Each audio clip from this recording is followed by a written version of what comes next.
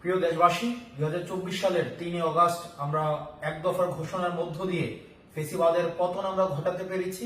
কিন্তু আমাদের প্রত্যাশিত নতুন রাষ্ট্র গঠন অর্থাৎ নতুন বন্দোবস্তের যেই আকাঙ্ক্ষা, যেই প্রতিশ্রুতি আমরা বাংলাদেশকে দিয়েছিলাম, জনগণকে দিয়েছিলাম, সেটির যাত্রা এখনো পর্যন্ত সম্পন্ন হয়নি। সেটির লড়াই এখনো পর্যন্ত আমরা করে যাচ্ছি। আমরা বিগত জুলাই মাসে বাংলাদেশের 64টি জেলায় গিয়েছি। আমরা আমাদের দেশ গড়তে জুলাই পদযাত্রা করেছি। বিচার, সংস্কার এবং নতুন সংবিধান এই লক্ষ্যকে সামনে রেখে নতুন করে রাষ্ট্র পুনর্গঠনের জন্য আমরা জনগণের কাছে গিয়েছি। সাধারণ মানুষের আশা আকাঙ্ক্ষার কথা শুনেছি।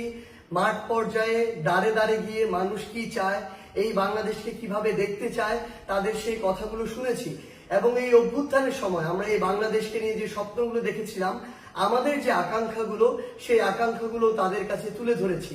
এবং এই যে সামগ্রিকভাবে বাংলাদেশের প্রত্যেকটি জায়গায়, জেলায় গিয়ে মানুষের যে চাওয়া পাওয়া আকাঙ্ক্ষা, সেগুলোকে ধারণ করেই আমরা আগামী দিনের আমাদের যে ইশতেহার, সেই আমাদের এনসিপির ইশতেহার সাজিয়েছি।